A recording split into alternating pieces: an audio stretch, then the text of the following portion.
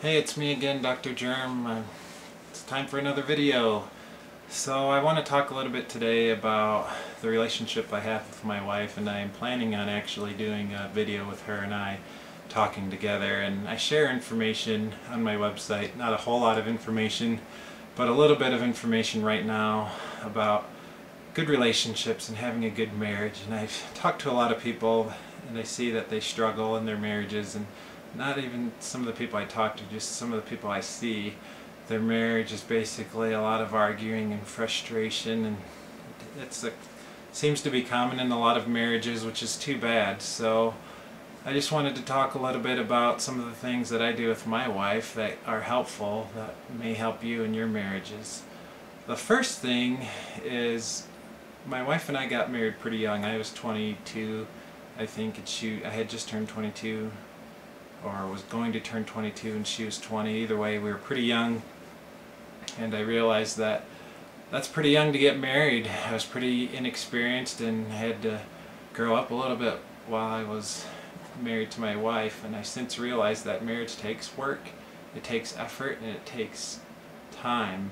It takes it being a priority. If your priority is not strengthening your marriage, but instead working or playing or doing other things, especially if those things don't involve your spouse, I don't think you can expect to have a very good marriage. And that goes for either spouse doing those things. I'm finding that with my wife, our marriage is stronger when we are doing things together and we are creating memories together. That's something that's very important to her, is that we're having a relationship, a lasting relationship that has evidence of time together and usefulness. I mean, really, what is the point of being married if you're not working together or doing things together? You're just kind of wasting your time. So one of the main things I would ask those of you who are struggling in your marriage is, are you spending time together? Are you making memories together? And not only that, you have to be very considerate and very compromising and very understanding of your spouse. I have many faults, and my wife is very patient with those faults, and I appreciate that, and it's one of the reasons my marriage is successful, our marriage is successful. Not only that, beyond just understanding our faults, you have to be willing to put in time and effort to help your spouse and to make their life better. That means doing nice things for your spouse, getting them flowers, taking them out to dinner, going on a walk, telling them you appreciate them, and being very understanding of their needs and wants. Marriage is a partnership. If you are looking towards yourself most of the time, then I don't think the marriage is going to be very successful.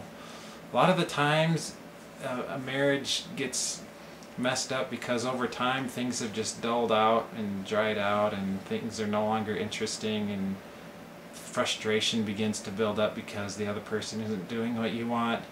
In these cases, you just kind of have to take a step back and realize, okay, there's a problem here.